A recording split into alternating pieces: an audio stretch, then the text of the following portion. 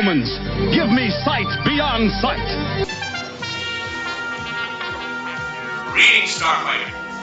You have been recruited by the Star League to defend the frontier against Sewer and the Kodan Armada. Get ready. Prepare for blast-off. Hey, Doc, we better back up. We don't have enough road to get up to 88. Roads? Where we're going, we don't need roads. Remember, no matter where you go, there you are. This is 80s Reboot Overdrive Podcast. We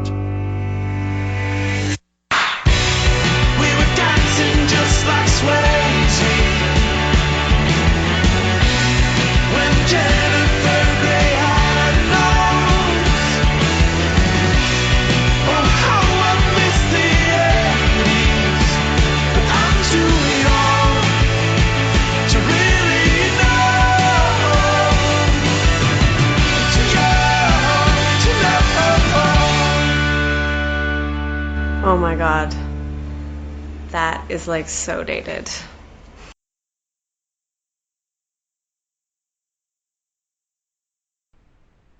Welcome back to another episode of 80s Reboot Overdrive. Tonight we have a fun show to do. We have a special guest with us tonight. First it's me, Scott, and Rose, our other suspect. And then Dave is not with us tonight. He is out. So we have a special guest, and his name is Skipper Martin. Say hello. I'm Dave's replacement. Dave's replacement. Does that make me Alt Dave or Wannabe Dave? Yeah, we usually refer to Dave as the reboot overlord, or because he's usually the leader of the podcast, and he does a great job at it. But he just took a week off, so we are taking over. We're taking over for a little bit. Yeah.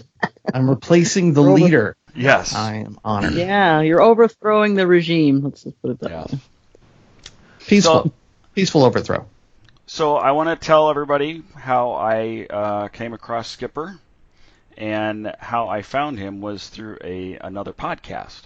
And he did a podcast with Christopher DeFilippis on the Stephen King book adaptation from 11/22/63 to the Hulu series, and I was glued to it, and I got interacted with Skipper through Messenger, and we started talking about a few things, and we somehow Weird Al Yankovic came up in a conversation, and I decided this is a topic of the 80s that I really want to tackle.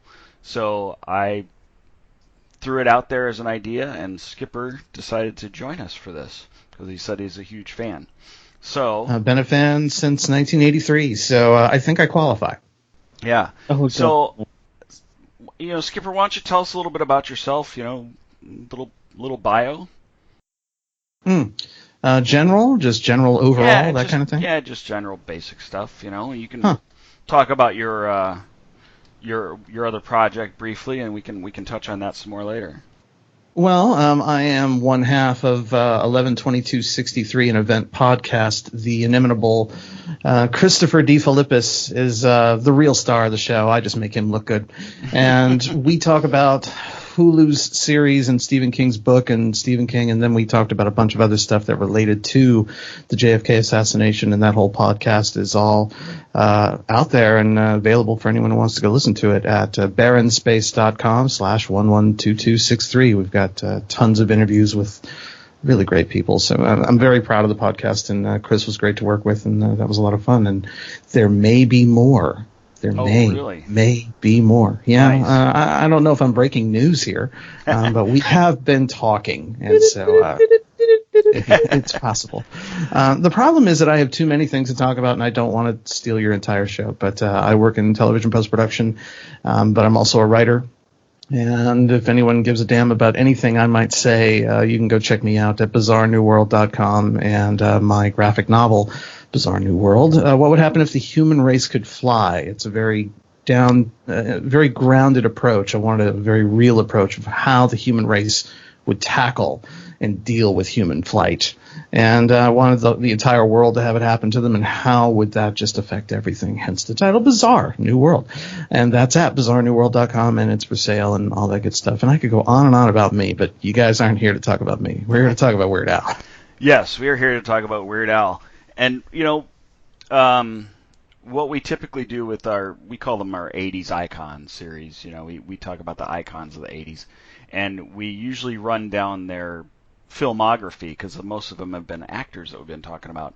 But with Weird Al, it's more of a discography, really, or cassetteography, whatever you want to call it, because he really comes from the cassette era, But let me get my quick note here. Now, I'm just going to go from like the beginning of the 80s, from when he first kind of came onto the scene. And I'm going to run through some of his more well-known singles that were really good spoofs on a lot of the more popular songs. So 1983, his first album was just called Weird Al Yankovic. And on that album, there was the ones that were more popular was Ricky, which was a takeoff of Mickey. Great video. The next one was I Love Rocky Road. And My Bologna was also on there. Another one, Rides the Bus. So there's 4 pretty good songs on that one. And then 1984, Weird Al in 3D. There was Eat It, King of Suede, I Lost on Jeopardy. And then 1985, the album Dare to Be Stupid came out. And that was Like a Surgeon, which I don't know if I have to explain what a lot of these songs are, because I think we all, most of us know what they're a takeoff of, except for like Dare to Be Stupid wasn't really a song takeoff. It was just that was song, an original. It was a song done in a Devo style, which is one of my favorites. I love it. Yeah. I Want a New Duck. Yoda. Girls Just Want to Have Lunch. And then in 1986, he came out with Polka Party, the album Polka Party, and that had Livin' with a Hernia, or Living in America. Living with Hernia. Yeah. That was the only one I really recognized on that album. 1988 was Even Worse, which was a really good one. I'm Fat. Lasagna, which was La Bamba. 1988, Peter and the Wolf. Now this, I don't know anything about this album, but it was a kid's album, so it was kind of out of my realm at that time. I can give you a touch on that. That's with oh damn, I totally forget her name. He collaborated with someone on that. It was a standalone album, and it was a telling of the story of Peter and the Wolf, but definitely in the style of Weird Al. So it was read by him, and it became a bit of a hard-to-find piece. Okay, cool. And then in 1989, wrapping up the 80s, he did the UHF soundtrack, which has another great one, is the Beverly Hillbillies or Money for Nothing spin. So that's kind of really where he went in the 80s. Now, I know we're going to have to talk a little bit about the 90s and beyond, because he's still doing some amazing work. So I thought we'd kind of go around the table and talk about maybe our top 3 picks of what our favorite songs were from the 80s, and then we can expand on that as we go along. So Skipper, do you want to go first? Well, did you want me to talk in general about Al in the 80s first, or you want me to go to the songs first? I know you said you know a lot about him, and I would love for you to expand on it. If you want to talk about actually, I'd love to know how you came to know him. Like what was your introduction to Weird Al? Oh no, you're gonna have to stop me, because if you don't, I'm just going to go for like 2 hours. So that's cool. You may want to blow a whistle or something. No, if we go 2 hours, I'll split it up into a couple podcasts. No big deal. Just, honk a horn, something, okay, when I go too far. But all right, here are the basics off the top of my head. Weird Al in 1983 was just starting to get airplay on Dr. Demento, a radio show that was, I think, around the country at the time. And I think, 12 years old, probably the perfect age to discover Weird Al. And I didn't discover him. My brother Scott did. And he bought the album and gave it to me. And I was so young. I know I saw the video for Ricky. And that was fine. Ricky was fine. I Love Rocky Road was a great video. But for some reason, the album itself was really what caught me first. And I kept listening to it over and over again. And I know that this is going to sound childish, but this should probably give you an idea of my state of mind at the time. His first album had a lot of musical Mike Kiefer, and anyone who is familiar with classic old Weird Al, all the way back to Eat It, but of course his first album, Musical Mike was the guy who makes those sounds with his hand. You can do that. You can make that sound. Well, that's I had awesome. to learn it. I think the hardcores at the time, it was that was like your secret handshake. Oh, hey, do you like awesome. Weird Al? What do you think? But at that, for some reason, a song that had those sounds in the album, that was perfectly appealing to a kid. But then I liked Mad Magazine, and Weird Al at that time was kind of like the life embodiment of Mad Magazine. So it was like the walking, talking Alfred E. Newman, so to speak. And so his music reflected that. It was very wild and zany and off the charts. And while everyone else was revering, the music industry and, and loving certain things and putting them up on pedestals, here was the guy who came out and just kind of took a crap and, and had a laugh at everything that was happening. So it was definitely a fresh voice, and it kind of came out of nowhere. But that first album, when you hear the songs through Weird Al's prism with the accordion and, the musical mic part of it, and then some of it was just so bass. I think I remember him somewhere saying that he was he's kind of embarrassed by Gotta Boogie. And as a kid, the song Gotta Boogie was about as perfect as a kid's song gets. And for the uninitiated, Gotta Boogie, coming out in the early 80s, you might assume what it's about, but Got a Boogie on My Finger and I Can't Shake It Off was about as perfect as you could get for a 12-year-old. I'm like, okay, sold. Love this guy. Don't know who he is. Got the big hair, got the glasses and the mustache and the crazy Hawaiian shirts and stuff. Love him. I don't know who he is. And soon after that, a good year or two later, looking at my notes, it says only 1 year later, but as a kid, that must have been a lifetime, because I thought it took forever, but then he blew up. Actual people around me had heard of him because of Eat It. And that's when that blew up on MTV, and he overnight became a household name. At that time, if you wanted to watch videos, you were watching Night Flight, Night Tracks, Friday Night Videos, MTV, or all of the above like me. And he was on every single one of them. Eat It covered. Wherever you were watching music videos, Eat It was playing.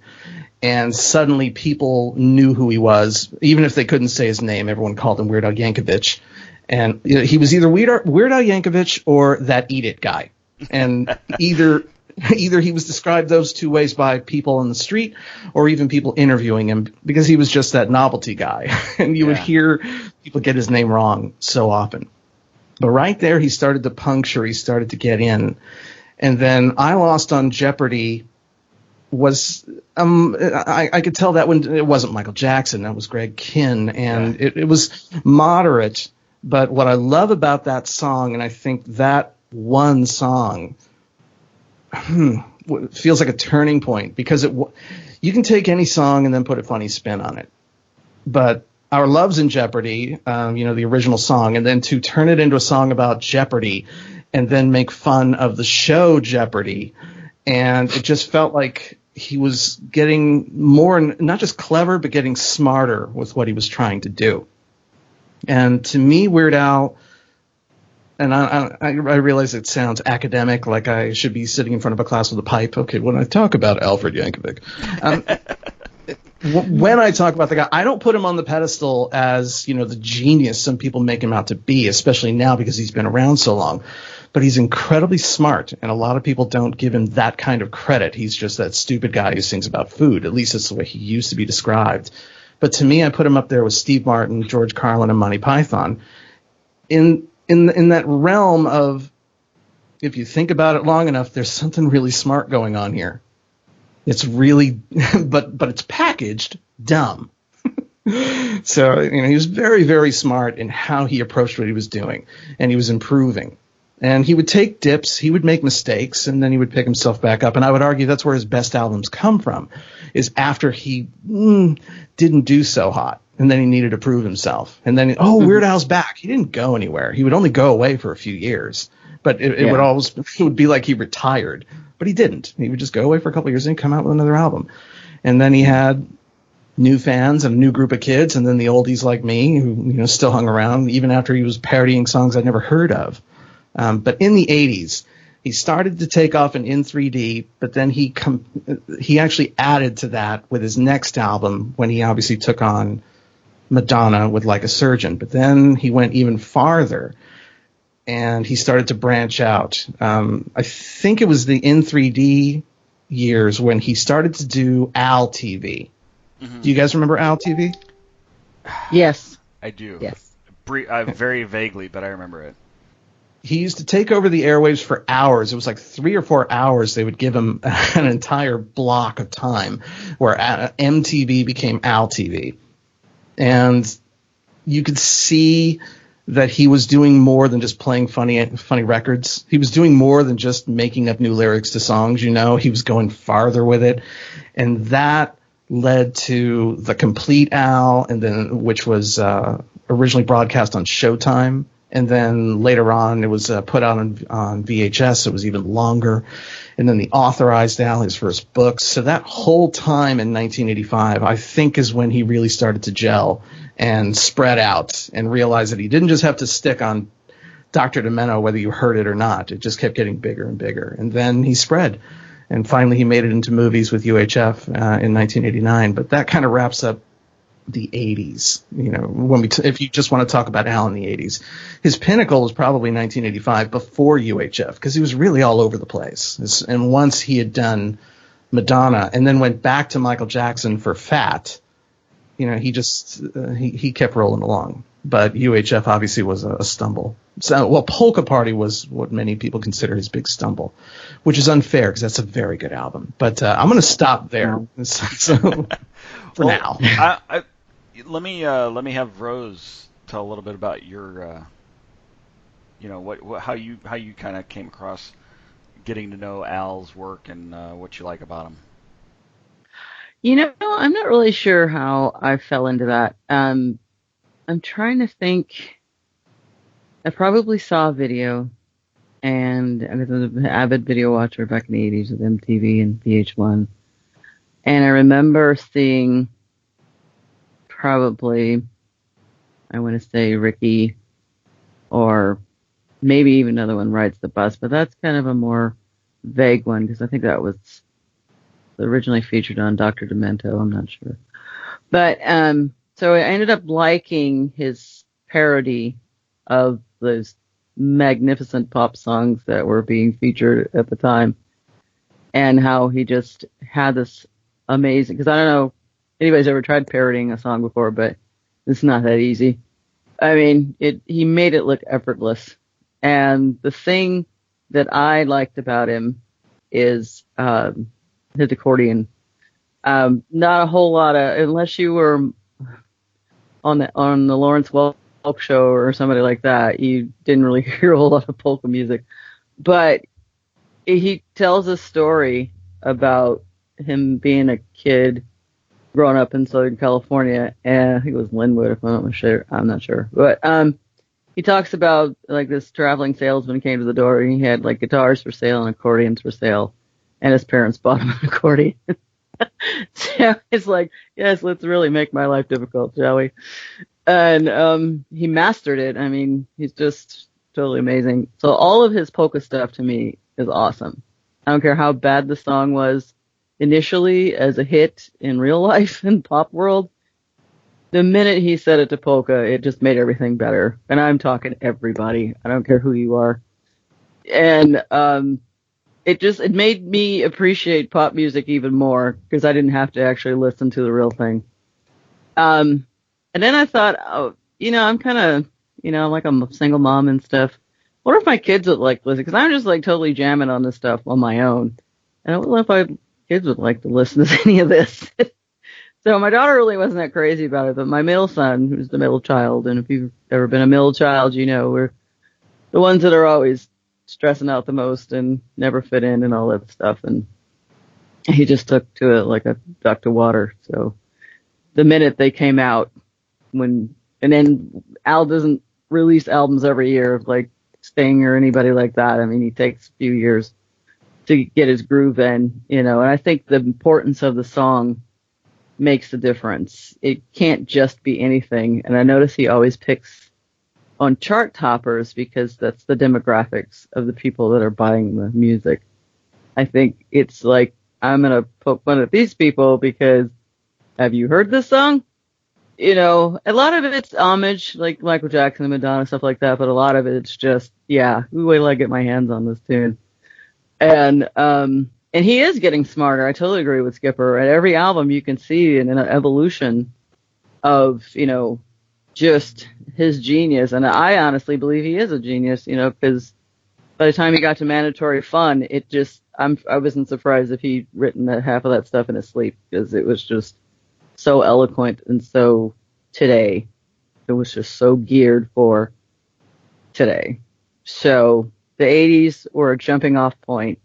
He was just getting his feet wet. The 90s where he's swimming a little bit, and then, now it's 2000s. He's doing backstrokes and, swim with the sharks, so to speak. So I just can't say enough about him. I think he's just totally amazing. I've seen him live in concert like 3 times, never disappointed. And he's always fun, and he always draws huge crowds, no matter where he is. So, yeah, he's very impressive, and I really think he's a comedic genius. I love the way he takes lyrics and makes them just hysterical. And he's been doing this for 40 years. Yeah. I mean, he started back in. Well, I know the first album that he released was like '83, but he was really doing a lot of his stuff previous to that. So it's going on 40 years that he's been doing this, and he's too funny. And I also think that MTV and the music video industry was a huge part of him becoming as popular as he was, or as he is. Definitely. Because he's been able to make those videos, and I think a lot of people love music, but you start adding video, it's a visual effect also, and you start seeing some of the funny things that they throw in into these videos that you're really not looking for, but every once in a while you'll catch something. Like I was kind of refreshing my my memory on some of the videos earlier today, and I saw Dr. Demento in a couple of those. Yeah. And it's like his mentor. Oh yeah, Dr. Demento is where I really learned about him also. I remember, and I grew up in Southern California also, and Dr. Demento was on, I think it was KMET at the time. I think it was 94.7, and I remember listening. I think it was Sunday nights. He would be on, and I remember listening in bed before I went to sleep or something. And I remember hearing Weird Al. I remember My Bologna, and Another One Rides the Bus, and along with a lot of the other crazy songs that Dr. Demento got a hold of. Some of those songs were amazing. Some of the people that he brought out were so funny. Like one of my favorite songs has always been Fish Heads. I can't remember who did that one, but Roly poly fish. It's a great song. Eat them up. Yum. Now, so after his, run in the 80s, you got to start thinking, like, if you let's say you're this big artist and your song is climbing the charts, and you get a call from your agent saying that Weird Al wants to do your song, you're like, yes, we made it. Weird Al is doing our song. I mean, a lot of people that's like sing that. I would have to guess that that's exciting for people because that shows how big of a hit that you really do have. Yeah. That is big enough Yeah. for Weird Al to come out and say, I'm gonna make a song like yours. So it's just really incredible. I love a lot of his work, especially getting to know him through the 80s, but even afterwards has been great. So, go ahead. I was just saying, do you know the story about Nirvana and how he Smells Like Teen Spirit? Oh yeah, he actually Smells Like Nirvana. Kurt Cobain. Yeah, there you go. And he approached Kurt Cobain and asked him if he could do a parody of the song. And Kurt Cobain was all like, yeah, that's great, I guess. So that's cool. So, and then he's like, I know I'm paraphrasing, but he's actually doing this. He's like doing like a vague Kurt Cobain. He's like, wait a minute, it's not going to be about food, is it? And Weird Al's like, no, it's not. Like, no, I've got something special for you. Yeah. We're not doing food with your song. That's horrible.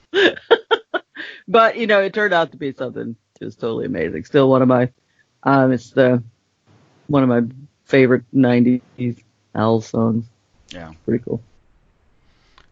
So, you guys want to talk about, a couple of your favorites from the 80s? Sure. Ready? Skipper, Why not? You want to tell us which one kind of stands out for you? Well, to dovetail off of what you were just saying a second ago in regards to Nirvana, it doesn't surprise me in the slightest that Kurt Cobain would have said that to him, because unfortunately, right around that time, Al took a dip. He took a very serious dip after UHF, because that was pretty much a debacle. And so, because it was so linked to him personally, he had an album, it was his face on it, he starred in it, he wrote it, and so when that tanked, and it did tank, that was a very public failure, and it really looked like that, okay, maybe his shtick is coming to an end. maybe people have just had enough. And it was, so he, in between there, that's a 4-year break in between, 3-year break between UHF and Off the Deep End. So clearly he had something to prove. That, if he, could he stick around? And I would argue that's why Off the Deep End is one of his very, very best albums. Still holds up. It's an incredible album, and it's very smart, very sharp, very funny all the way through. And that's why that album, not only does it have a great Nirvana, the great Nirvana hit, that it's parodying right out the gate, but you also have the fabulous video. But the rest of that album is sharp and excellent. But back to the question you asked. Top songs in his 80s catalog, which to ask me would be akin to telling me which child to kill. Here's my Sophie's choice. But, if I have to, I think it's unfair to not talk about, those few runners up because some of them are really important. You have to say Eat It only because without Eat It, I would say his career, that took him off in a way that, nothing else did. Mickey didn't do it. I Love Rocky Road didn't do it. Eat It was the one that got people to talk about him around the frickin' world. He toured Japan, for crying out loud. So it may be an important song, but that doesn't make it one of my favorites. Even it is one of my favorites, but I can't call it the top 3 of his stuff. Like a Surgeon falls into the same category. Still huge and did so much for him. But I can't call that one of my favorites either. Close would be Dare to Be Stupid, because it's just amazing, and it's even being in Transformers the movie and just a song that had been around for a while. It even had a video, and it's not a parody of anything, which again kind of points to the strength of it. Dare to Be Stupid's great. And One More Minute was so strong it also got its own video, so I have to call out to it. But none of those songs are in my personal top 3. My top 3, I Lost on Jeopardy, I put in the top 3 because of To me, if you just listen, first off, it's on his second album. You listen to anything on his first album and anything on his second album, and I think I Lost on Jeopardy kind of stands out as I can take this farther. I don't have to just stay on the surface. I can put layers in here. And I think I Lost on Jeopardy was him showing that he could do more than just, come up with a food and change the title. So I have to say I Lost on Jeopardy is one of my top 3. As much as I love One More Minute, and I love One More Minute. And for those who don't know it, it's a rather bleak love song, sung in 50s doo-wop. One More Minute's wonderful, but I love off of Polka Party Good Enough for Now, which is a country love song, and it's cruel. It is very cruel. One More Minute is harsh. One More Minute I would, clean 1,000 bathroom stalls with my tongue. One More Minute is harsh, but Good Enough for Now is worse. Because there's a certain line of truth there, you're the woman that I've always dreamed of. Well, not really, but you're good enough for now. Good Enough for Now is borderline cruel, and it's very funny. And I laugh at that song damn near every time I play it. So I have to put that in my top 3. And the last one, because it's just so damn catchy, and it brings a smile to my face most of the time I hear it, and I still love it to this day. The title track from the movie, UHF. The video is off the charts, and most people don't associate it with it, but it's very, very close style parody to State of Shock, Michael Jackson and Mick Jagger.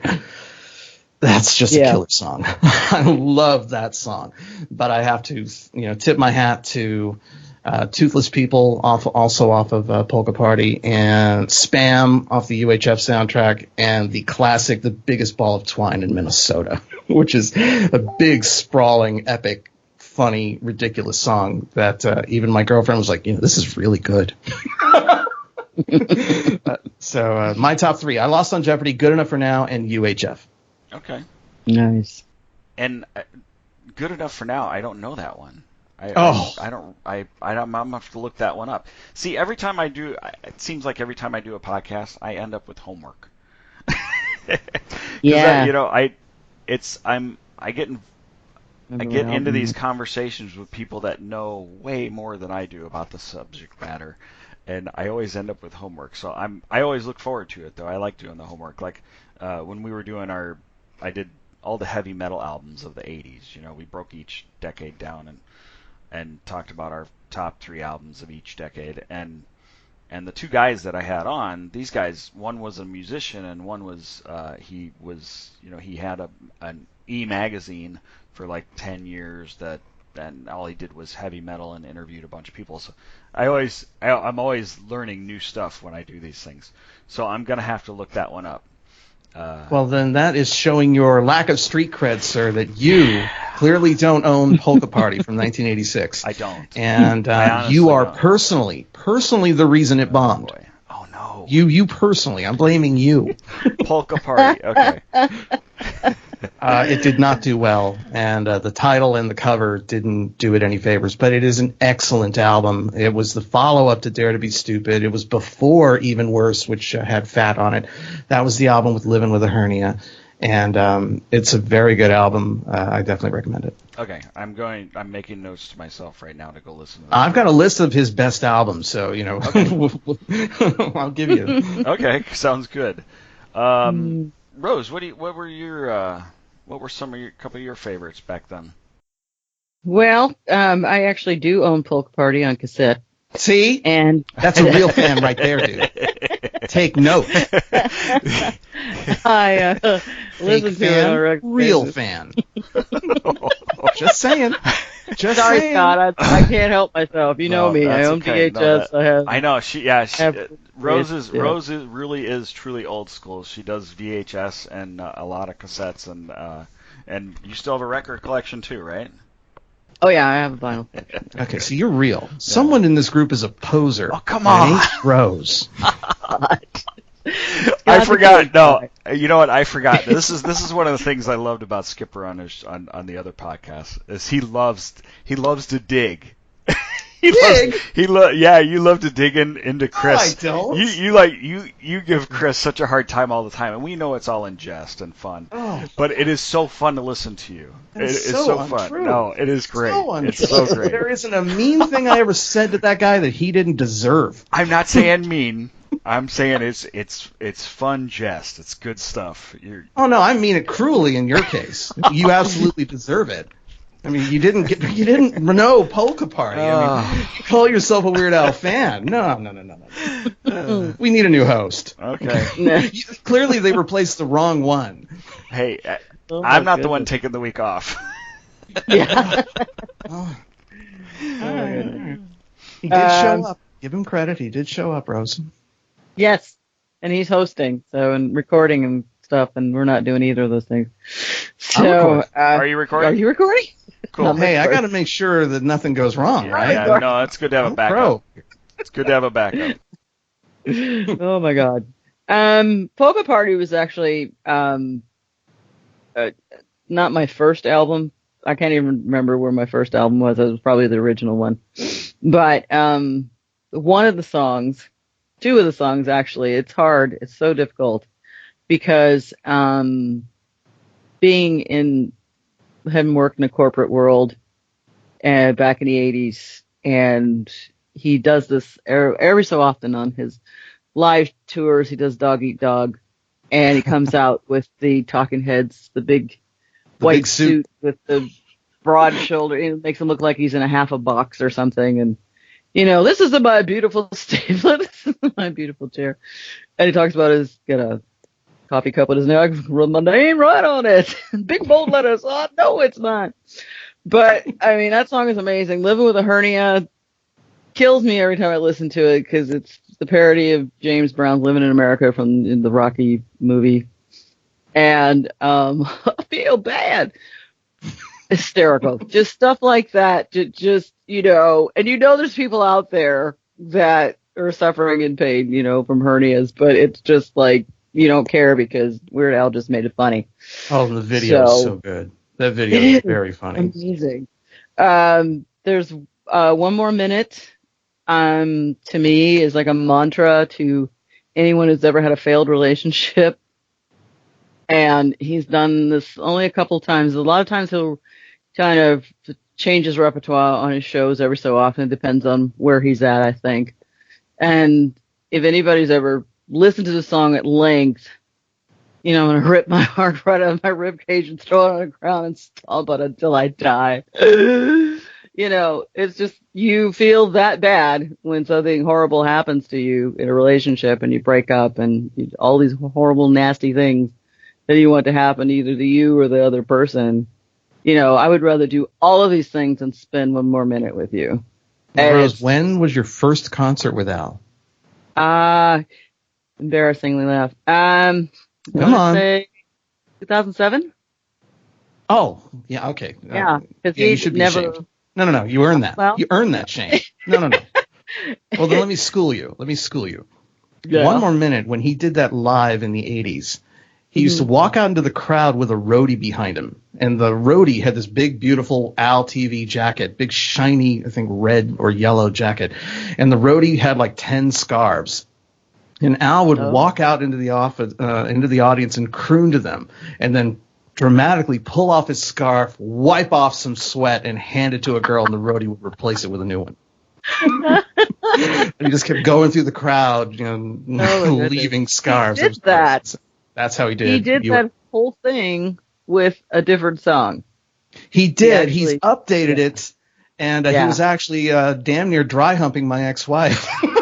Yeah, I was mad because he was doing that with this lady in front of me, and I'm like standing behind her, like waving like a crazy person, totally just getting ignored. Like, I'm just like, damn, look at me. That close. But yeah, he started that with 1 More Minute, and I never forgot the roadie behind him with the scarves, with sunglasses at night, arms crossed, like a bodyguard, and that was great. But that's how he used to do 1 More Minute live. Please continue. No, it's fine. I appreciate being updated on what happened, because if I've didn't live it, then I didn't know. So that's cool. Yeah, and then I'm just like going through this, do I like this one? Do I like this one? I love them all. It's horrible.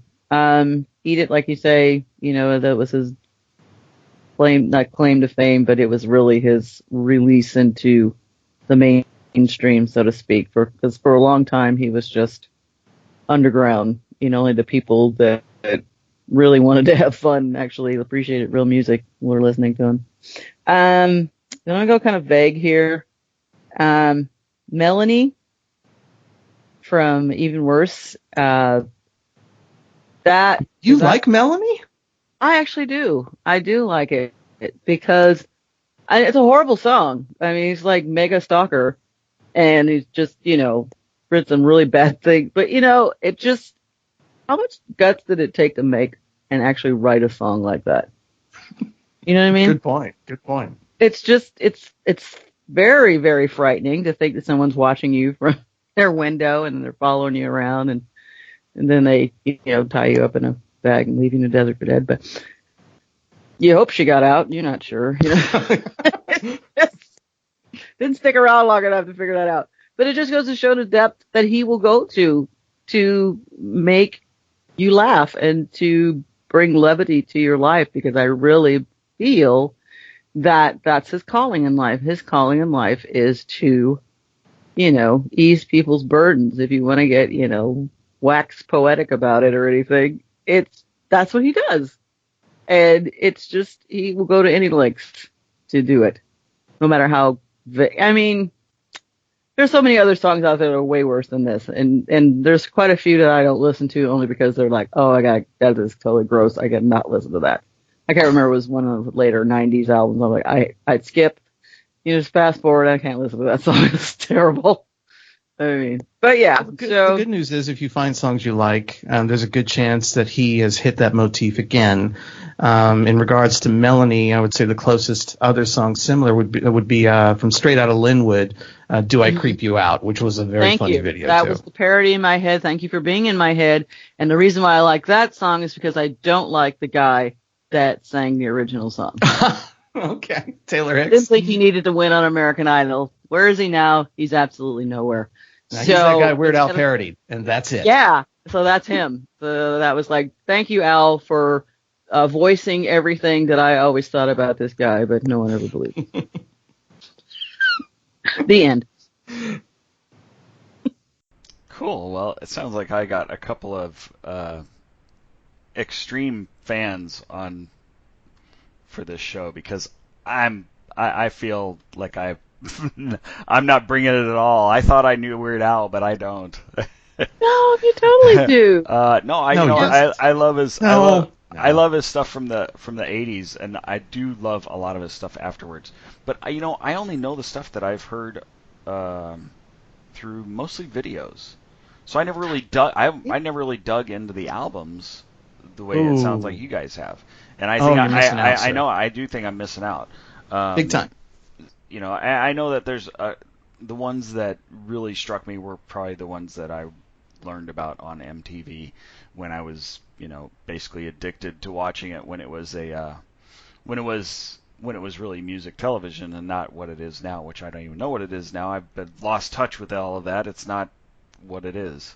So, I remember Eat It, Fat, those in two huge hits for, from Michael Jackson, and they were just hysterical parodies. Of course, they were about food, but I still think food is funny.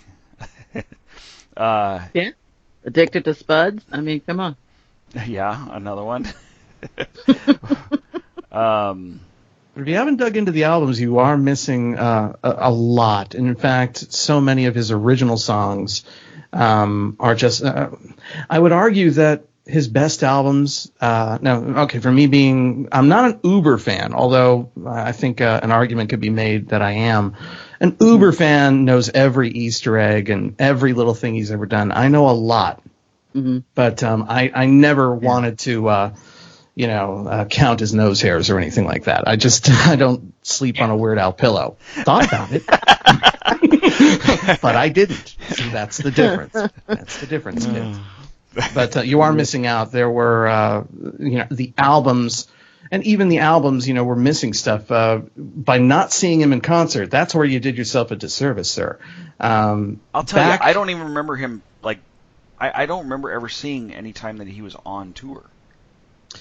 Do you know what I mean? I never even noticed that I would have a chance. I guess I wasn't on the right email list in the recent years, but early on, I just don't remember. I mean, see, there was a way to do it. Okay, I am not an Uber fan. Did I say that yet? Not an Uber fan, but there was a way to know what Al was going to do. So it was very simple. On the back of the album, it told you his production, his record company, and there was the phone number. So I would call the record company and say, "What is Al doing?" And some nice lady who probably thought I was nuts would say, "Oh, he's going to be on Good Morning America." Who's this? Nothing. I'm just a fan. Oh, well, he's going on tour. So pre-internet, I picked up the phone, like a civilized man, or a moron kid, or a non-Uber fan, or could be a crazy nut job like me. Anyways, that's how I found out where I was going to be, where he was going to not only perform, but, when he was going to be on the Tonight Show, and so on and so forth. So that's how you found out. How did you not know this? Come on. Wait a minute. Are you a close personal friend of Al, and do you understand the reference? No. Poser. Rose, help me out here. Are you a close personal friend of Al? Absolutely. But why are you a close personal friend of Al? Because he's awesome. Poser! I claim you both posers. Thank you. I appreciate it. If you were real true fans, and the real true fans out there are pounding their steering wheel right now, you let them have it, Skip. Real fans know that to be a close personal friend of Al, you subscribe to his fan club. And that he would send you a little an ID card and buttons, and that's how you could buy Al TV shirts. And I assume neither one of you posers has an Al TV shirt, right? Absolutely not. No. Posers. Letter still, but that's good. Okay. I have not only my Al TV shirt, not framed yet. My from the Stupid tour, I have the Dare to Be Stupid shirts, the Like a Surgeon shirt, and I could go down my list of geeky nonsense. But to be a close personal friend of Al, like me, you needed to subscribe to his fan club. And you two should be ashamed of yourselves. So if you're not an Uber fan, what takes it to the next level of being an Uber fan? Because you sound like you are totally Uber. Yes. Is there a point you're trying to make? No, just curious. Just wondering what it takes. I leave that up to the audience. So. No comment. Oh, yeah. Moving on. All right. Any comments? So, I'm just going to mention a couple of the ones that I liked that I didn't mention earlier. Like, I Think I'm a Clone Now. Thought that was funny. Mm-hmm. That's always a good. I love Oingo Boingo, so their take on Oingo Boingo, You Make Me. Mm-hmm. That was, I just like it when they kind of take or when he takes on the persona of a band or an artist and doesn't necessarily do a song like that Devo, Dare to Be Stupid.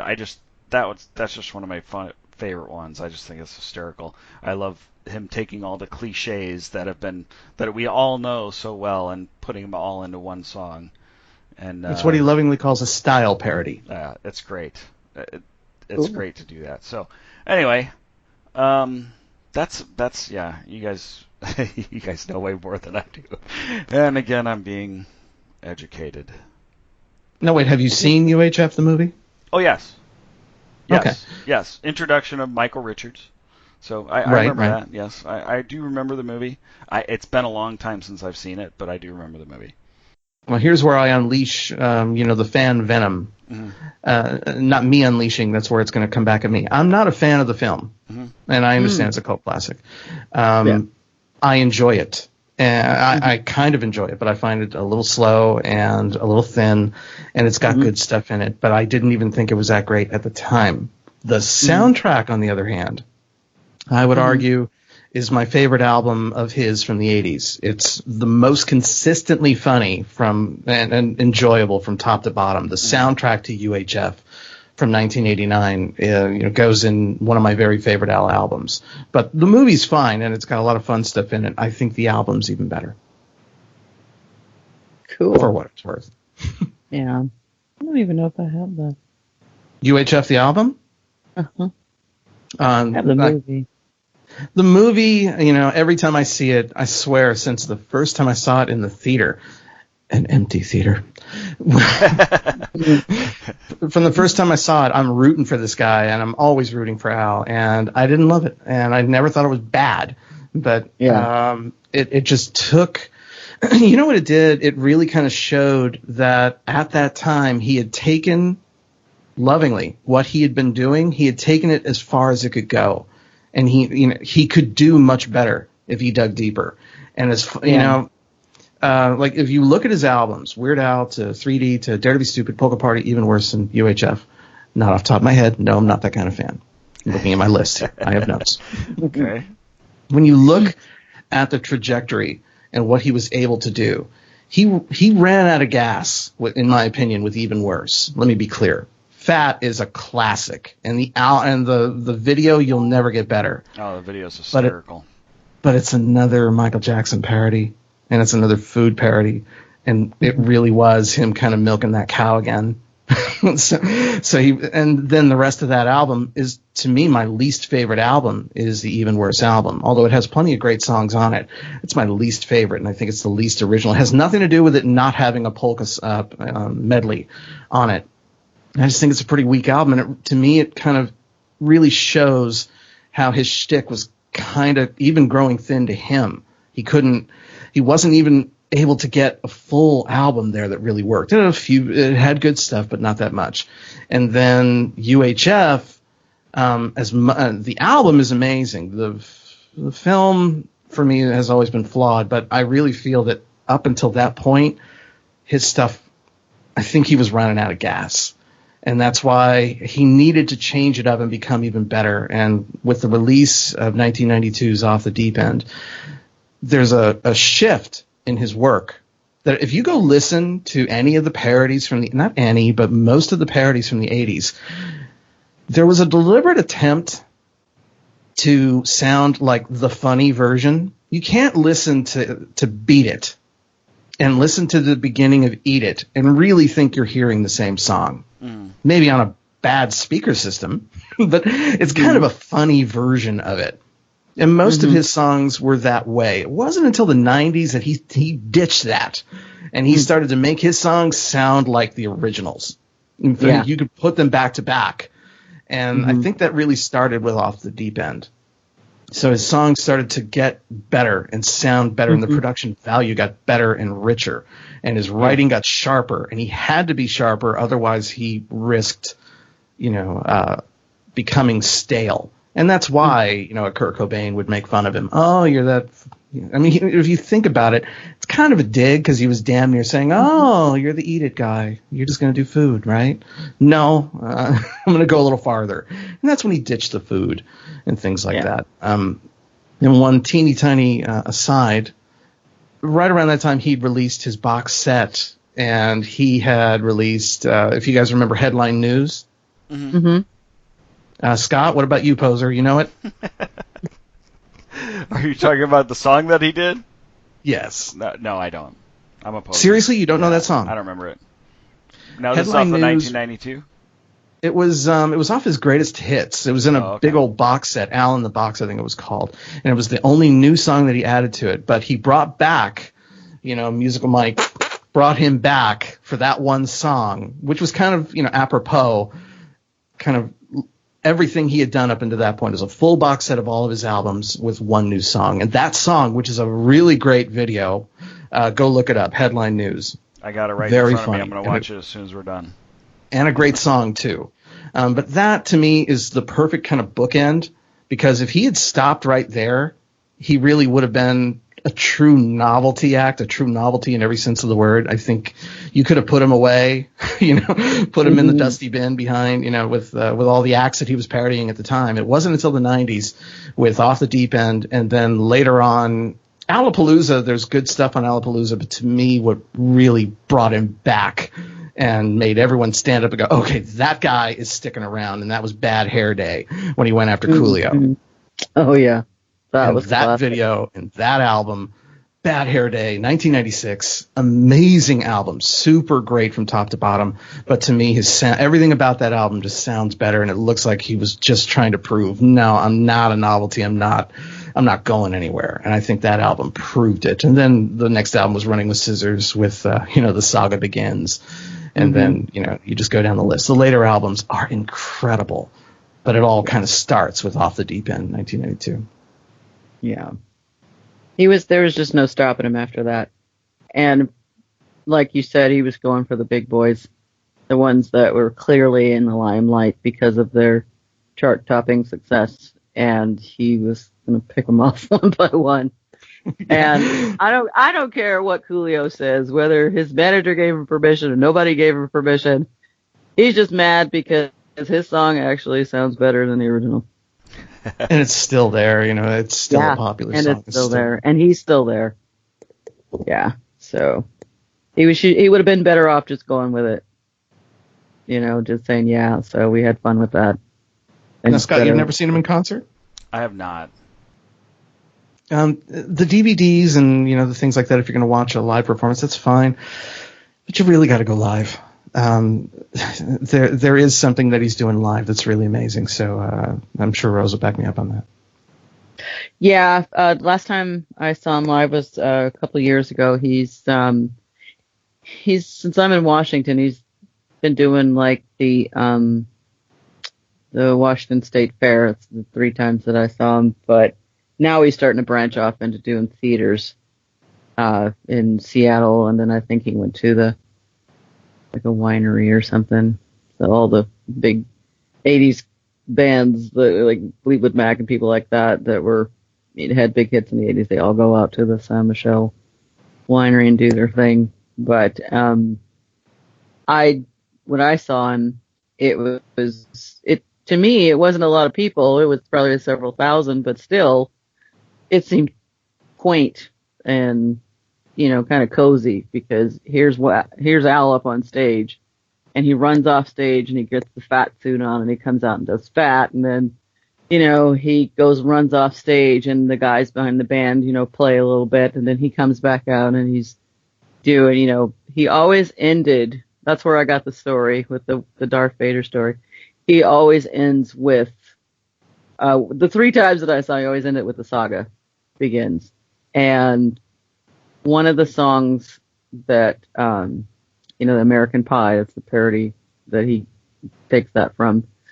I can honestly say that when I hear American Pie, I start singing the Al lyrics. I just can't help myself. It's just, I've heard the song that many times that it's just, maybe I intertwine them a little bit. I don't know. I heard recently Don McLean admitted that he was doing a live performance, and because his kids played that song so much, he launched into the law on the wrong lyrics. No. To his own embarrassment. Nice. Oh my God. I'm sure his audience probably like, oh, this is cool. He's a oh, an homage. No, just a mistake. Yeah. No, sorry. Mistake. But as long as you bring up that song, I want to say one thing. One thing that he really doesn't get a lot of credit for. He's got a really wonderful voice, and the guy can really bring the pipes live. Because if you remember him from the beginning, that's that whole evolution. He's got an amazing range, 3-4 octaves easy, and he makes it look so super easy. Yeah, and The Saga Begins is the song, he really just lets it rip. I mean, I listen to that song and go, listen to that guy sing, and listen to him do it live. He can bring it. Not only can he rap, and he can really, he can push himself really, really far. But man, on that song, I think that's my favorite vocal performance of his. All about the Pentiums. I mean, anytime he raps, when he does something with that White and Nerdy, I'm just like in awe, because he's like ripping, those words out, and he can get those. I don't even know how to explain it, but he's doing it, and he makes it look effortless, and it's just like, I think I recently tried to do All About the Pentiums on the Sing app, and I was just like, this is why I don't rap, people. This is terrible. Absolutely awful. Now, see, Scott, if you only stick to the albums, you're missing out on some of the great stuff. Have you heard him do Pretty Fly for a Rabbi? Not that one. I do like Amish. I know Amish Paradise, and I know Fran Drescher's on that, isn't she? She doing backup vocals on that? On Pretty Fly? I don't know. Yeah. I wouldn't. It sounds like her. Sorry, I don't know everything. No, I'm just saying it sounds like her because, that's a very distinctive voice, and I know she was in UHF and that is, by the way, another really, really great album. Running with Scissors, that's the one that has The Saga Begins, but Pretty Fly for a Rabbi, which is a takeoff on Pretty Fly for a White Guy by The Offspring. That is one of his. Say what? No, I just said, how you doing, Blaney? How you doing, Blaney? Oy vey, oy vey. Oh, man, so good. But Albuquerque is on that album, as well as the Truck Driving Song, which is too funny for words. Truck Driving Song and then Grapefruit Diet. The back half of that album, beginning with Your Horrors, the back half of that album is one of the best, side twos back when side twos existed. But Your Horoscope for Today, it's all about the Pentiums. Yeah. Truck Driving Song, Grapefruit Diet, and Albuquerque. You would be hard to find a back half of an album better than that. Too funny. Yeah, Running with Scissors, that's another highly recommended one, and that's more of Scott's homework. I have a lot of homework to do. You do. And I'm looking forward to it though, because I've enjoyed Love with Eddie Vedder. To throw a free plug out there, you don't have to do homework right now. As a matter of fact, you can delay your homework, and you both know why. Why? Come on, people. I don't like pop quizzes. Stop it. Very simple. His career-spanning box set drops in the fall, so you don't have to go listen to any of that stuff right now. You'll get the upgraded, newly remastered, newly minted, and newly emptying your bank account because it's $200. But it's going to be everything he's ever done, including a rarities album with a bunch of unreleased stuff. So you don't have to run out and buy all those albums now. Squeeze Box comes out in the fall, and it's available for pre-order right this second. So free plug to Al, as if he needs another nickel from anybody. But there you go, Squeeze Box, which I will be buying too. Totally love him because he's all grown up now, and he's he's a vegan and got a wife and kitties, and it's just amazing. Mandatory Fun, I listened to Mandatory Fun when it first came out.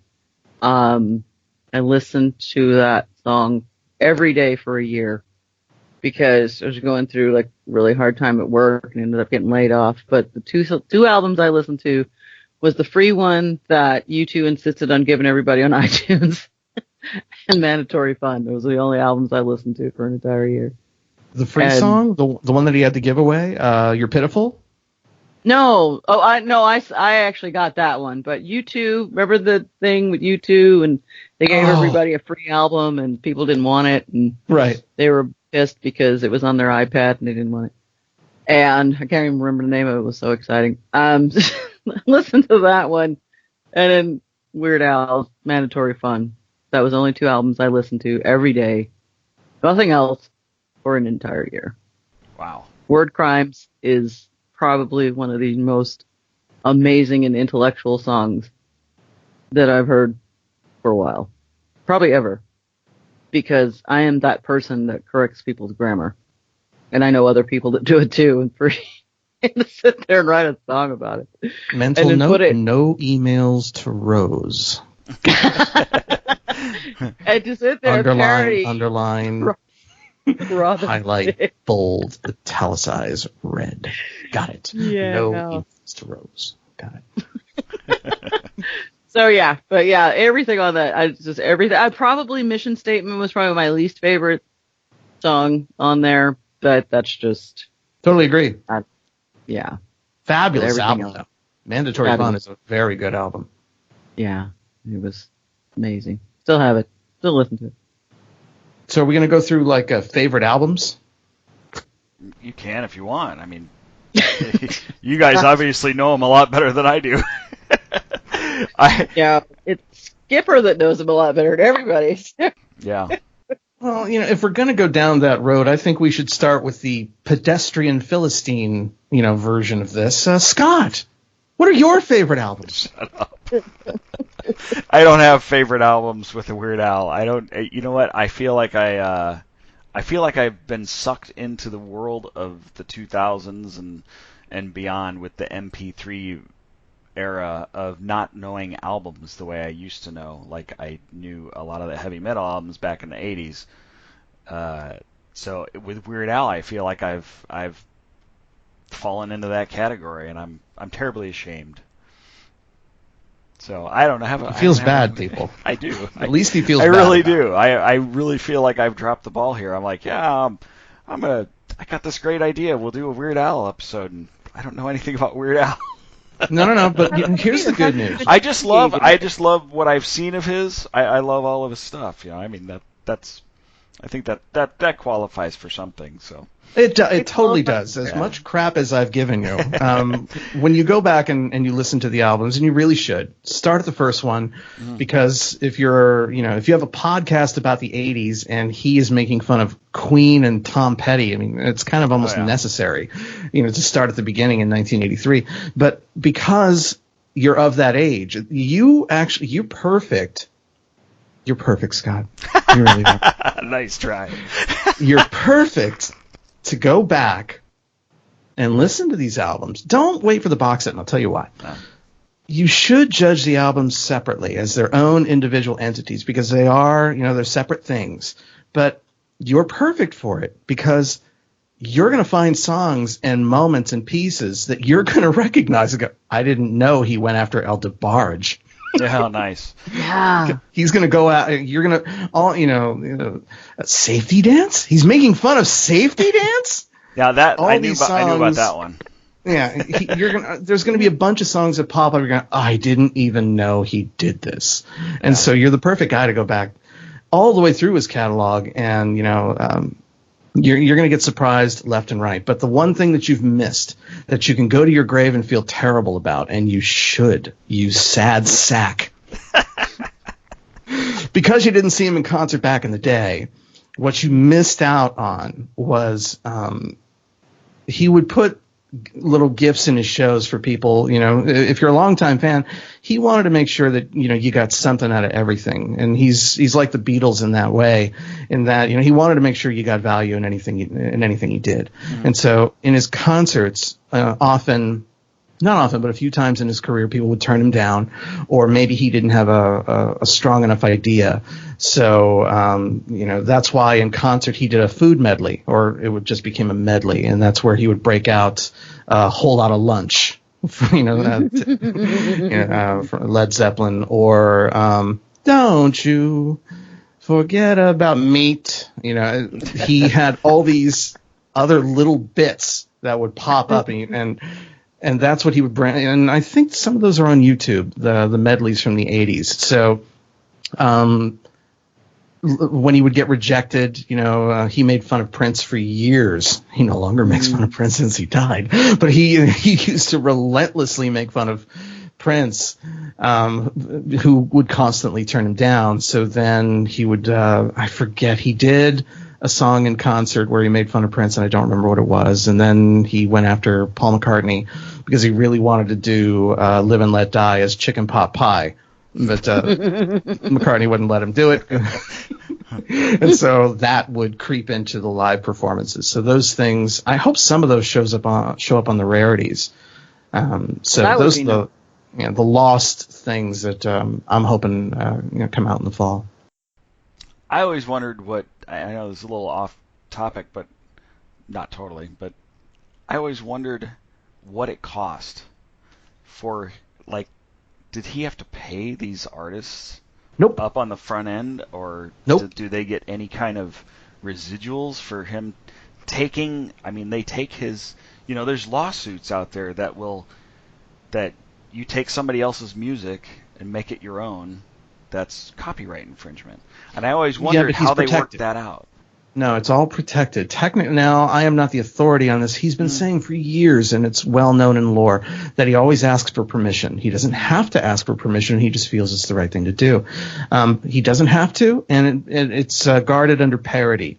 Oh, okay. So he's allowed. Now, whether he has to pay money, as similar to a remake, it's possible. Because it is the same song, I would bet he does. I would bet it's probably falling under the category of a cover song. But that's the layman's guess. That's my best guess. But I do know he asked for permission, but he's not required to. And he doesn't have to pay them anything to... I mean, I don't know. It just seems like there would be money involved on that. Like I said, he most likely pays, to be specific, he most likely pays the original writer. Some kind of royalty similar or akin or identical to doing a cover song. Right on. Okay, cool. I just never knew how it worked, so I was curious. That's my best guess. Yeah. So, well, wow, you guys really did a great show. Rose, it was all you and me. He had nothing. Yeah. Nothing. You know what? Dave had more than he did. Come on, admit it. It was awesome because truthfully, I'm not going, in the direction of the Heine smoocher, but he brought you to the show, Skipper, and I think that to me was the catalyst that got the ball rolling. Redeemed. I mean, because clearly you have an insurmountable amount of Weird Al knowledge and probably a lot of other knowledge. I mean, I wouldn't mind having you back on the show just to talk about damn near anything, only because, you've been around the block a few times, so you know your stuff, which is great. And there's a dig in there somewhere. I don't know. There's a dig in there somewhere. I'm smelling it. What I do like you know me. You don't know me. Anyway. I don't know. I can smell it. There's something there. You don't know me. No, but it's just... I'm old. I get it. That's where I was going with that. I get it. That's what that smell was. No, I don't think so, because if you were 12 in 1983, yeah, you're not that old.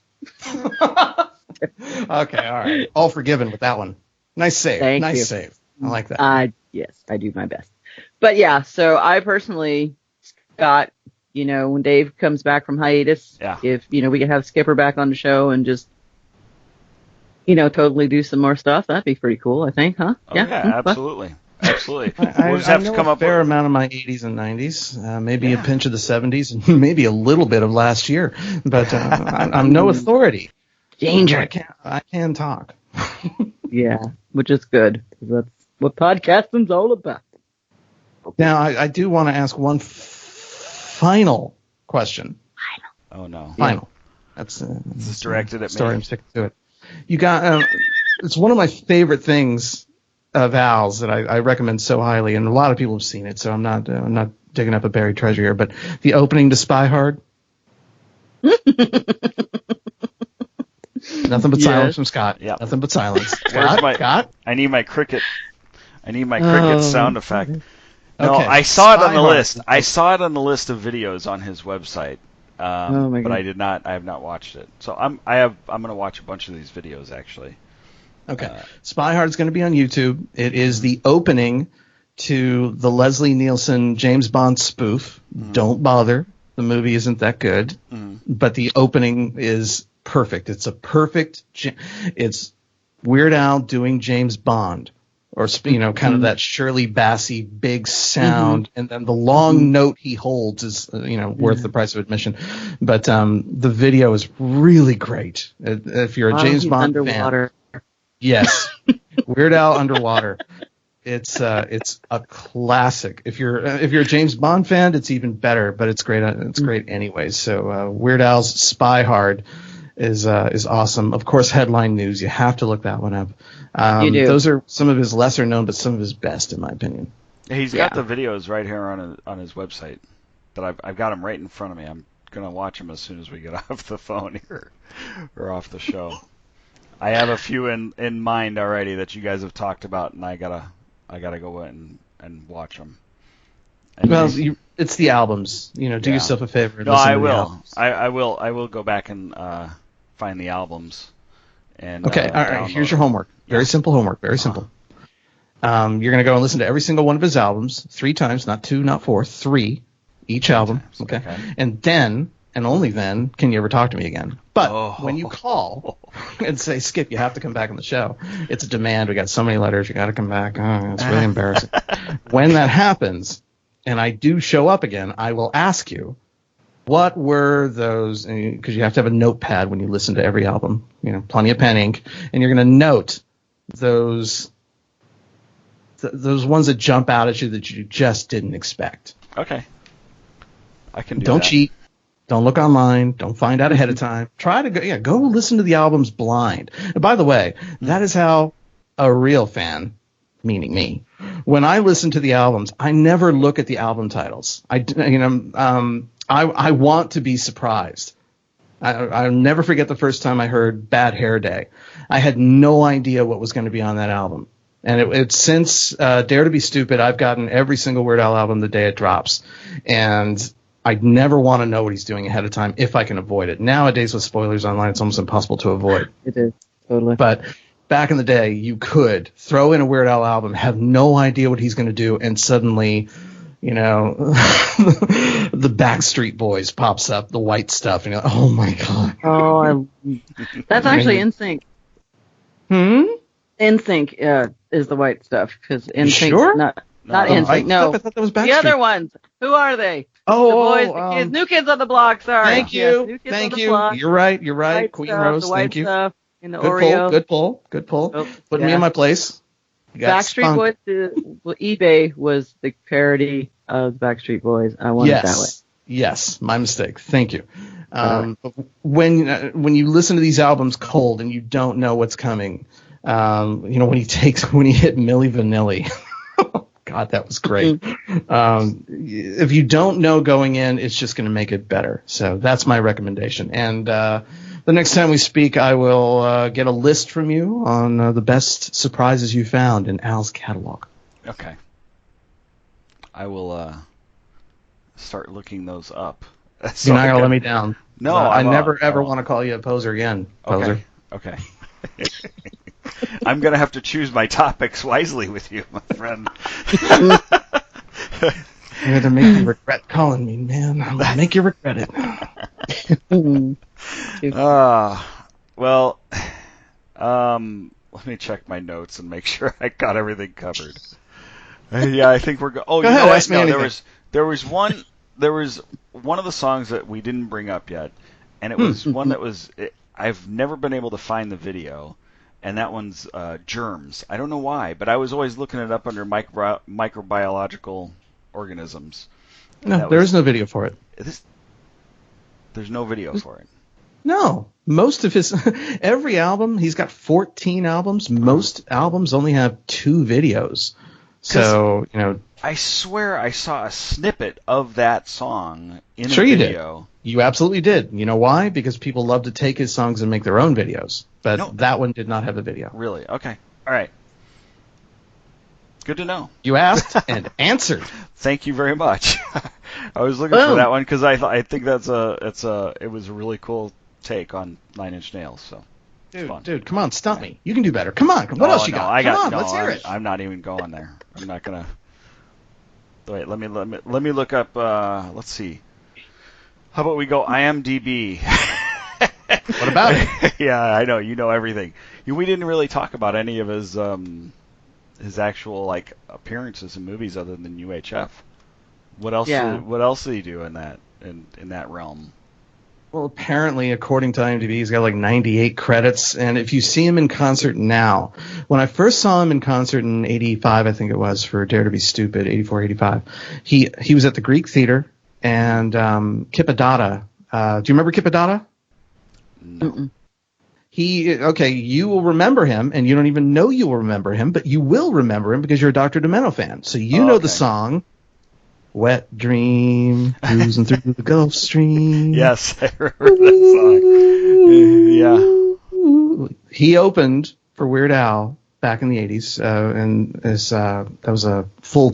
He was the main act, and then the following tour, Weird Al opened for the Monkees, which was a real bummer because I like the Monkees, that was fine, but Weird Al was now like a half an hour, 45-minute set, and so to see just some of him as opposed to a full show. But anyways, as the years went on and he did more and more cameos in television shows and movies, he then added those into the background. So when you see him now, he's got such a catalog of cameos and animation, cartoons, whatever. The concerts are now filled with his appearances, and the list seems to be endless and still growing to this day. Yeah. What was that show he did? Briefly, it was like one season. The Weird Al Show? Yeah, the Weird Al Show where they had the Harvey the Wonder Hamster. Now, Harvey the Wonder Hamster came from Al TV. Okay. And many Weird Al fans out there will completely, kick me in the privates over this. I've never seen the Weird Al Show. I think I saw half an episode, and it was clearly aimed at kids. Yeah. And that, I was too old for it. And maybe I totally would have liked it. But unlike Al TV, which was totally juvenile humor, it wasn't aimed at kids. So, right. Yeah, I didn't need to see, that version. And maybe someday I'll watch it. And I hear it's great, but that wasn't made for me. Right.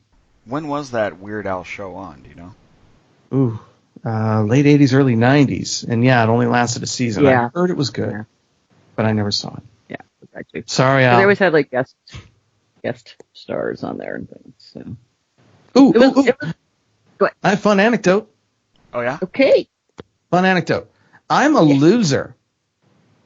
I just wanted to put that out there. No, actually, I have proof. I have proof. Actual proof. I had been thinking for years about doing a Weird Al podcast. Yeah. And because, I clearly don't know enough. He said so obviously.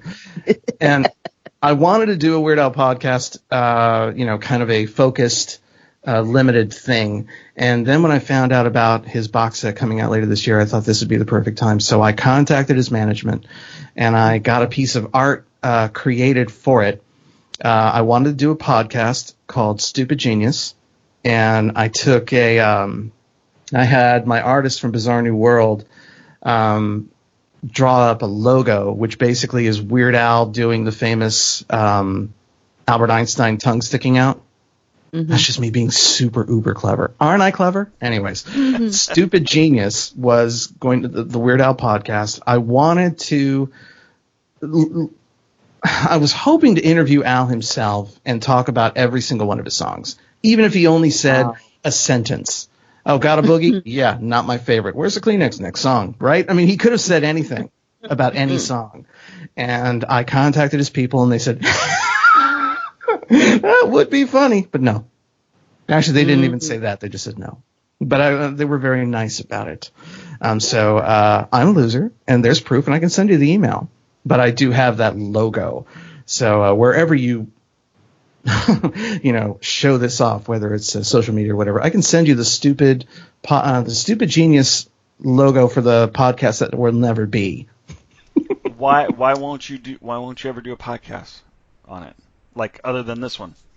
The only way that works, and there's nothing wrong with a fan like me sitting around telling you all about the songs and what I think of them. I wanted to hear from him. I really wanted to talk to him about, the songs that he really likes, the songs that, he feels that, oh yeah, I really blew it on that one, or, that's overlooked. How come no one ever liked that song? You know what I mean? I wanted to hear from him, especially when you create this stuff and you have this long catalog, and whether he had 10 minutes, to talk about any, given song that really helped his career, or 10 seconds on a song that he just hated. I wanted to talk to him about it, and it only worked with him. And then, of course, I wanted to ask his band, to chime in on each one of the albums as well. But when they turned me down, as far as I was concerned, that killed the podcast. Oh, okay. Yeah, if you Told want to, you. if I'd be happy to use your graphic if you don't mind. That'd be great. Oh, take it. Yeah, Take that'd be my awesome. graphic. Thank you. That's very kind of you. Yeah, well, It never got used, so why not? Sounds great. All right, well, let's wrap this up. We pretty much covered almost his whole career in depth, and Scratch thank the you. surface, dude. Scratch the surface. I know. Thank you, Skipper, for bringing it to the table tonight. Rose, you did a great job too. I fell flat on my face apparently. No, we're the ringleader. No, for God's sake. That's what I for. still had a lot of fun with you guys. I love reminiscing about a lot of the stuff from the 80s, and Al was definitely a big part of it.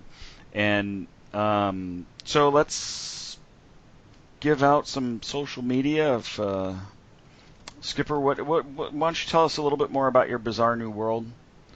And Bizarre New World is a graphic novel I spent a decade on that sucker, and it's now totally complete. So rather than buying the next issue of Superman and never having an ending, this all has an ending, and it's only I think it's under $10 at the moment. So the entire book is available at bizarrenewworld.com, and it's available online. It's only an online book at the moment, and so you could pay for it and be reading it in minutes. And it was highly, highly acclaimed, and I'm not just saying that. People really did like the book. So that's where you can find me, and the podcast. If you thought that I was even remotely interesting, well, wait till you hear Christopher DeFilippis, because he's better than me. And that's over at the 11/22/63 podcast, where we talk about Stephen King's novel 11/22/63 and the Hulu series. And there may be more coming. Well, that's all I'm saying. I want to expand a little on your podcast too. Okay. Because you didn't just talk about 11/22/63. You went into a lot of time travel movies and series and Twilight Zone episodes, and you guys, I love your show. You guys really play well off each other, and the interviews that you guys have lined up, and you do a great job of getting the right people on the shows. That's for sure. And I mean, even to go as far as get, I'm sorry, I'm drawing a blank on his name, who created your introduction after you interviewed him. That would be Craig Wasson. Thank you. Awesome actor and awesome audiobook voice that I've heard many times. He's the one that read was the voice for 11/22/63, the audiobook, and I just love that you were able to get him on there and be part of your show. So he's a really sweet guy and a very talented guy, and it was very nice to sit down and talk to him. We had a great interview. Oh yeah, that was a really good interview. I loved it. It was very fascinating. So for anyone who might maybe recognize the name, but you're not sure, he was the star of Brian De Palma's Body Double. He was also in Nightmare on Elm Street 3, and he's an excellent audiobook reader, and a very, very nice guy. So we got a great interview with him and a bunch of other people. But what you're referring to in regards to the bonus episodes, that all came from, it turns out that Stephen King's original book, What Would Happen If a Time Traveler Attempted to Stop the Kennedy Assassination, that core nut, that idea apparently was a bit of a cliche, and none of us were aware that it had been done many, many other times. So that's where the bonus episodes came in, where we spoke about other movies and television shows that, did similar stuff. And so we're now coming down to, I think, our last episode or two. Our finale episode is coming up soon, and simply put, we went all out for our finale. We flew to Dallas. Christopher DeFilippis, myself, and producer, creator of the show, executive producer, Albert Burge. We all went to Dealey Plaza, and we went to the 6th floor museum, and then we rented some equipment, and then we walked Dealey Plaza and recorded our final podcast ahead of time. And we recorded it live while we were standing there at the grassy knoll and walking up and down the plaza. Wow. And so that's going to be our big finale coming shortly. Chris and I didn't really know each other ahead of time, and little did we know that there was a human being out there that we could disagree with more, because we never agree on anything. You guys you guys did argue a lot. That was fun. It's good time. Good time to listen to. It's fun stuff. Never, and we talked about it. It's like, I joked. I'm like, you're not trying to disagree with me, are you? He goes, no, I don't agree with you. Genuinely not agreeing with you. We really don't agree. And for some reason, it's very funny. If I feel really strongly about something, you can almost bet that he feels the exact opposite. So we found out pretty early, hey, this is kind of fun. So that's where the fun of that podcast comes from. I'm glad you liked it. Oh, I love it. It was good. You guys did a really good job on it. So, anywhere else we can find you? Twitter? Facebook? There is Twitter. I don't really use it very much. If you want to find me personally, I'm on Facebook, Skipper Martin, and I have a few little things up on YouTube. I have a few videos up. Nothing super spectacular. But I am a television post-production professional, and so I would say one of my favorite videos on YouTube is when you watch me back circa 2003, I think, where I'm doing the dailies on Law and Order. And that video is on my YouTube feed, just Skipper Martin in YouTube. But I'm not. I don't have a huge library of stuff, so that's me. Very cool. Thank you very much. Rose, you want to give your social media stuff? Absolutely. 80s Music Girl on Twitter. I was actually planning that I was going to forget, and then I actually forgot, so how lame is that? 80s Music Girl on Facebook and 80s Music Girl on Instagram. Very cool. And you can find me on Twitter at 80s Auto Reverse and at Scott's Eye on Twitter also. And you can find all of us through all of the regular Reboot hosts through 80s Reboot Overdrive on Facebook or at the website. 80srebootoverdrive.com. So that's about it. Oh, please go and leave anybody listening, go and leave a review for us. We really love reviews on iTunes. It helps us. So that's about it. Thank you very much, Skipper, for coming on the show and truly educating us, especially me. I have days and days of homework now, which I'm looking forward to hearing a lot of the stuff that I missed. And you got to trust me when I do the homework. I promise. And if you listen to some of the other shows that I did with the other two guys on the heavy metal, they always brought out some of the obscure stuff, and I went and I listened to them, and I would give my homework. I would turn in my homework the next week. So I'm gonna go check out all these albums, and I will let you know. I'll give you, I don't know, how many word essay do you want? No, all I'd like is a list of the songs that really jump out at you, stuff that you just didn't expect. Okay, I can do that. Got it. All right, guys, have a wonderful rest of your day, and we will be talking to you again. Great talking to you too. Take care, everybody. Thanks again. You too. All right, bye. Bye-bye. We hope you've enjoyed this show. This podcast is part of the 80s Reboot Overdrive channel on Southgate Media Group. You can follow us on Facebook on the 80s Reboot group page. We're also on Twitter and Tumblr at 80s Reboot. We invite you to check out all the wonderful podcasts and blogs available at southgatemediagroup.com. And thank you for reliving the 80s.